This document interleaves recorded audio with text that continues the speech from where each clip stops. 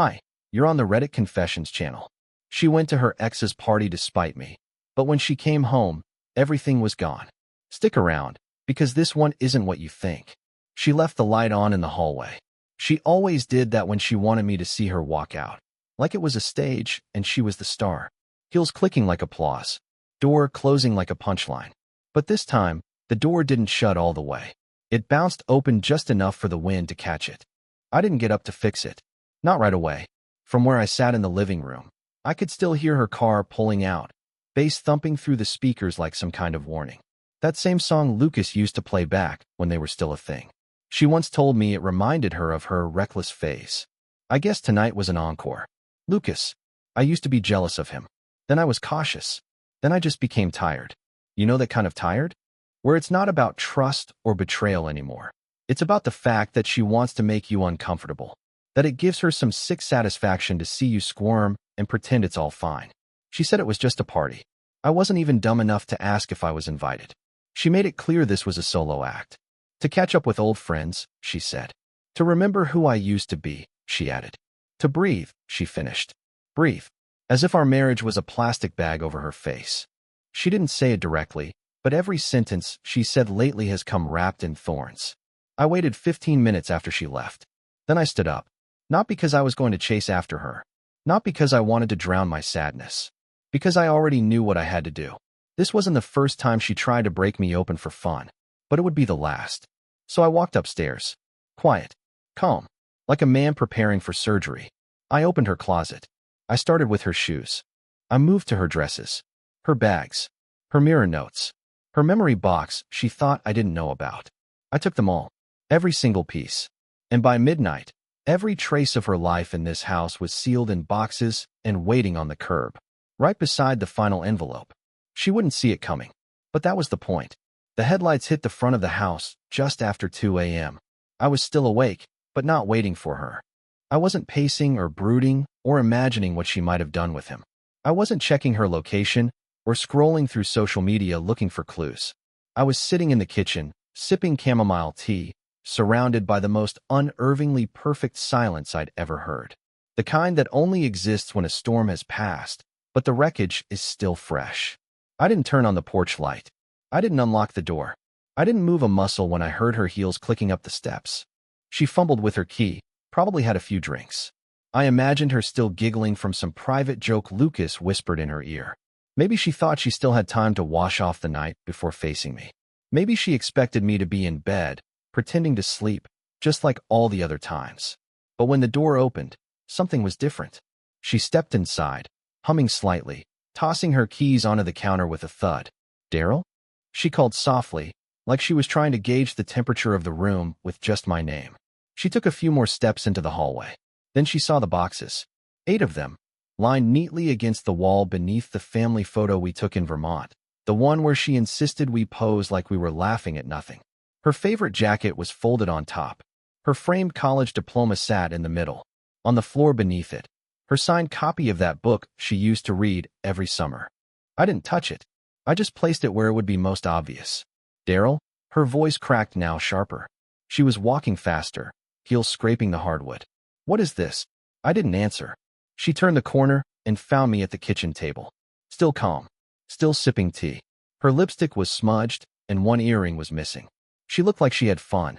For a second, I think she wanted to argue, to launch into a defensive monologue about overreacting, or it was just dancing, or you always assumed the worst. But then she saw the envelope in the center of the table. I didn't speak. I just pushed it toward her with one finger. She opened it with shaking hands. Inside, a printed screenshot of the messages I'd seen weeks ago between her and Lucas. Her flirty replies. Her insults about me. Her little games. And tucked behind the paper, a single, signed letter from me. Short, direct, no drama. Just one paragraph explaining that I had spent years giving her room to breathe, but I finally realized she was using that space to disappear. At the bottom, my signature, and the name of my lawyer. Her lips moved, but no sound came out. She looked at me like she was seeing me for the first time, or maybe realizing she had never actually looked at all. And for once, I didn't feel small. I didn't feel weak. I felt free. She tried to speak again, but all that came out was, "You're serious?" I nodded once. And then I stood up, walked past her. No yelling, no dramatic exit. Just quiet steps and the soft creak of the guest room door closing behind me. I didn't need to see her reaction. I already knew it. The next morning, the house didn't feel empty. It felt relieved, lighter, like it had been holding its breath for months and finally let it out. I heard her footsteps long before I saw her. Careful ones, slow and hesitant, like she was approaching a stray dog she'd kicked the night before. I was sitting at the table again, this time with real breakfast, toast, eggs, the same bland coffee she always rolled her eyes at. She stood in the doorway like a shadow from another life. Her mascara was smudged. She hadn't slept. I almost asked if she was okay, but stopped myself. That's how she always reeled me back in, making me feel responsible for her mess. "So, what now?" she asked, her voice barely above a whisper. That question hung in the air like smoke. I didn't answer right away. I wanted her to sit in the silence she'd created, the same way I'd sat in it for years. Finally, I looked up and said, "I meant what I wrote." She blinked fast, like she was trying to register whether this was still some kind of elaborate punishment or a bluff I'd eventually walk back. But I didn't flinch. She dropped into the chair across from me, arms folded tight like armor. "Look, I know how that must have looked, but it's not what you think." And there it was. The classic line. The one every man hears when he's got the receipts, but she still thinks she can talk her way out of it. I leaned back and studied her. "What do I think it was?" She opened her mouth, then closed it again. Her eyes flicked to the window, like the answer might be out there. "I was drunk," she mumbled finally. It didn't mean anything. I couldn't help it. I actually laughed. Not a mean laugh, just a sad one, because nothing had ever meant anything to her unless it cost her something. When she texted Lucas, it didn't mean anything. When she danced with him at that party, probably whispering the same flirty jokes she once used on me, it didn't mean anything. When she told him I was too soft to ever do anything drastic, that apparently didn't mean anything either. I didn't want revenge. I wanted clarity. And I had it now. "I'm not asking for a fight," I said quietly. "I just want out. Clean. Quiet." Her face twisted, hurt mixed with disbelief. "So that's it? You're just throwing us away?" I nodded. "No. I'm just refusing to be the only one still holding on." For a moment, I thought she might scream, or cry, or beg, but instead, she stood up, walked to the boxes still waiting in the hallway, and kicked one hard enough to knock it over. A glass candle holder shattered across the floor. Toby, our old beagle, jumped and whimpered from his bed. She didn't even flinch. "I gave you everything," she hissed. "I stayed when things got boring. When you turned into this gray version of yourself. I stayed. And this is how you thank me?" I stood too, heart pounding but steady. "You didn't stay. You just kept your body here while your heart packed up years ago." She stared at me like I was speaking another language. I didn't try to explain it further. There was nothing left to explain. She didn't leave that day. I thought she might, after the letter, after the silence, after I told her I wanted out. But no. Instead, she stayed. As if camping out in the ashes of our marriage would somehow convince me the fire never happened. The next few days were surreal. She walked through the house like it still belonged to her, like nothing had changed.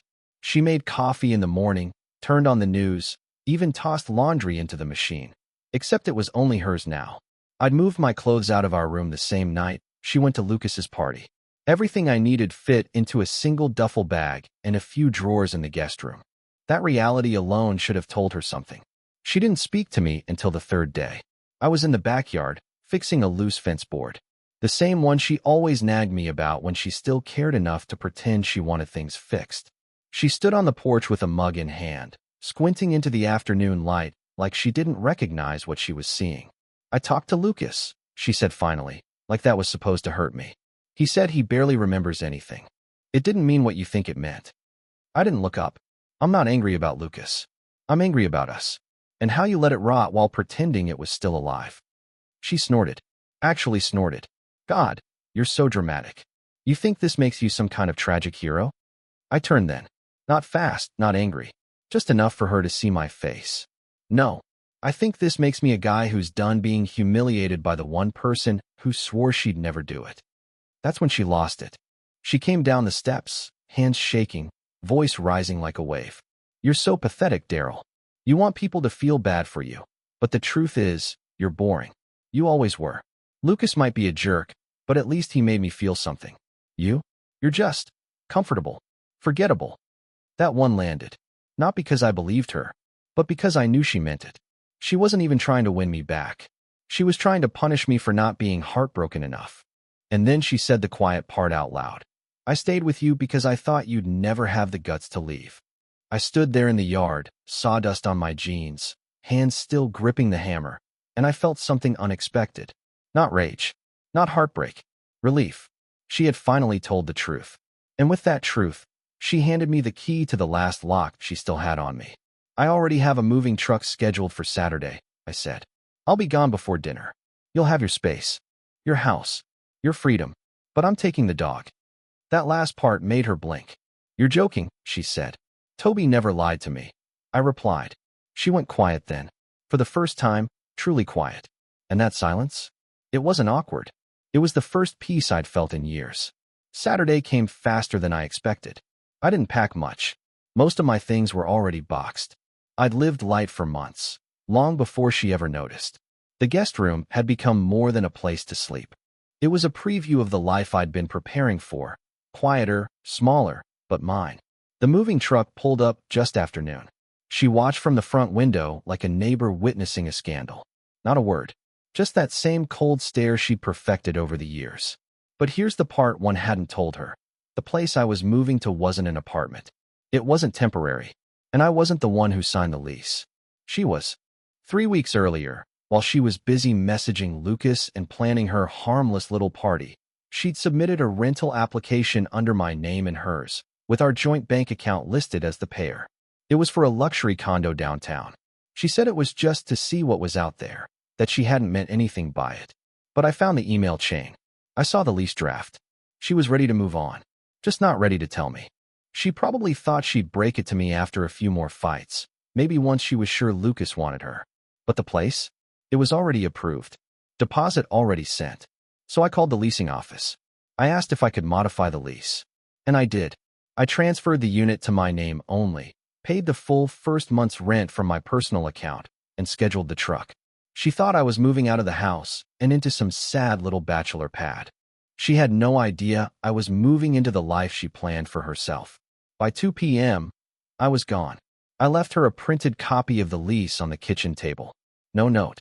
Just a sticky tab with one sentence highlighted. Sole occupant, Darryl Haskins. She must have found it because she called me later that night. For missed calls. One voicemail. Her voice was different this time. No more fire. Just confusion. I don't understand. I thought, Darryl, you can't just take that place. I picked it. That was supposed to be. She stopped herself. Call me back. Please. I didn't. I sat on the balcony of my new condo, watching the city lights flicker like new possibilities. Toby was curled up at my feet, snoring softly. For the first time in years, the air didn't feel like it belonged to someone else. I didn't steal her dream. I just removed the part that made it alive her. And the best part? She didn't even realize this was only the beginning of what I had planned. It was 2 days after I moved into the condo when I heard the knock. Not a text, not a call, a knock. Persistent, loud, like she thought the sound alone could force the past to rewind. Toby barked once and went back to sleep, uninterested. I opened the door slowly, not because I was nervous, but because I wanted her to feel the weight. There she stood, Marlene, in the same gray hoodie she used to wear when she was sick or hungover or pretending to be vulnerable. Her eyes were red. She didn't even try to mask it this time. But I didn't ask if she was okay. I just stood there and waited for her to speak. I've been trying to call you, she said, voice barely holding together.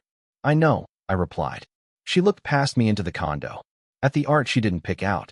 At the clean kitchen that didn't have her wine glasses on the counter. At Toby, who didn't even lift his head. This was supposed to be mine, she said finally, her words heavy. No, I corrected her. It was supposed to be yours after you threw me away. Big difference. She blinked rapidly, like the words stung worse than she expected. It wasn't like that. Then explain it, I said, stepping aside just enough for her to see how empty the entryway behind me was. Explain how you planned your future behind my back and still expected me to fund it. She stepped in slowly, like each foot forward took effort. She walked to the couch, sat down like she belonged there, and then, without warning, burst into tears. Not the performative kind she used to use when trying to get out of trouble. These were raw, shaky, real, but still not enough. I made a mistake, she choked out. I thought, Lucas. I thought maybe we could go back to something that wasn't even real to begin with. And when it didn't feel right, I panicked. I didn't want to lose everything at once. I didn't want to lose you. I stared at her, not out of pity, but to remember the image. The woman who once mocked me for being boring now sitting in the apartment she claimed was too sophisticated for someone like me. You didn't lose me, Marlene, I said. You gave me away. You handed me over to your silence, your secrets, your contempt. And then you were shocked when I refused to stay in the box you built. She looked up, her face crumpling. I don't want a divorce. I sat in the armchair across from her, keeping distance like it mattered. You already divorced me emotionally. The papers are just paperwork at this point. She shook her head, desperate now. We can fix this. We can go to counseling. I can change. But here's what she didn't get. It wasn't about the party, or the texts, or Lucas. It was about the slow erosion of trust, of effort, of respect. It was about the 1,000 small betrayals long before the big one. And the truth? I didn't want to fix it anymore. I'm not angry, I told her softly. I'm just done. Her face fell. No more arguments. No more tears. Just silence. And that was the first honest moment we'd shared in years. By Monday morning, I thought it was over. That scene in the condo felt like the closing chapter.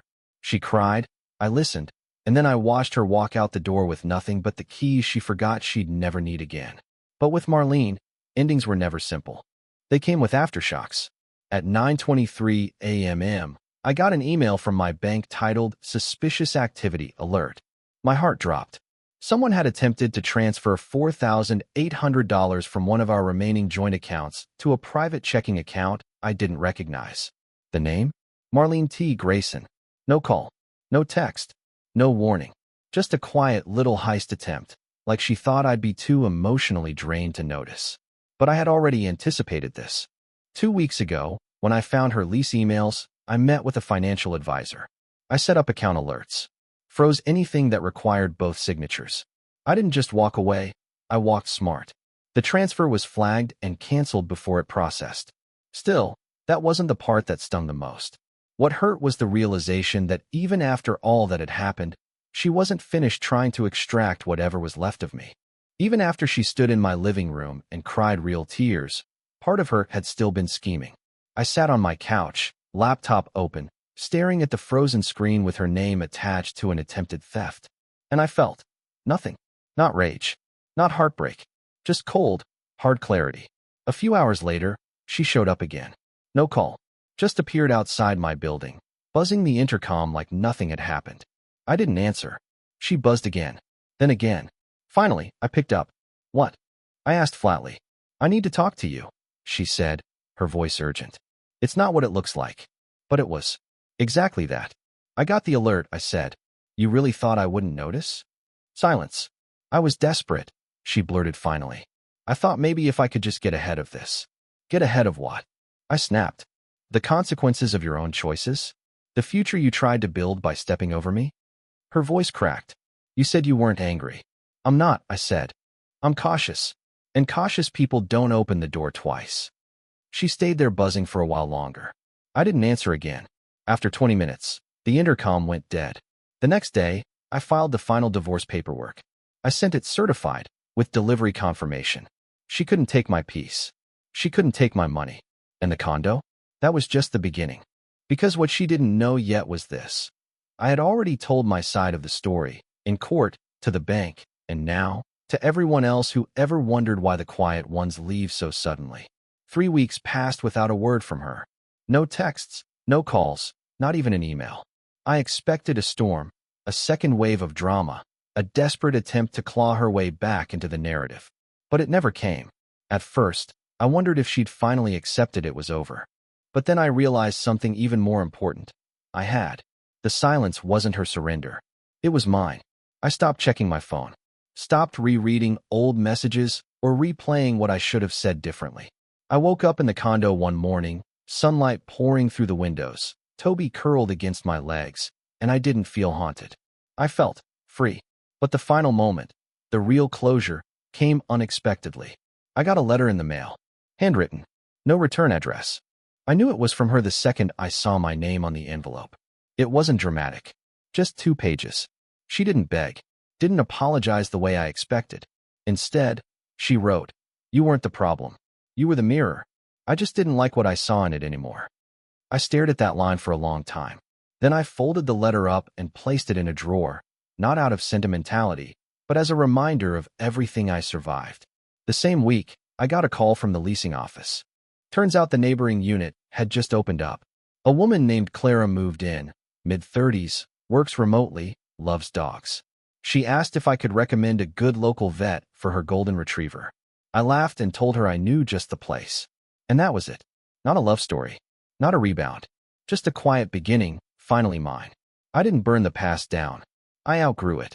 I walked out of that old house with my dignity, my peace, and my dog, and into a future no longer designed by someone who treated me like a placeholder. If you've ever had someone try to erase you from their life before you were ready to leave, how did you handle it? Let us know in the comments below. And don't forget to subscribe to Reddit Confessions for more stories that might just sound a little too familiar.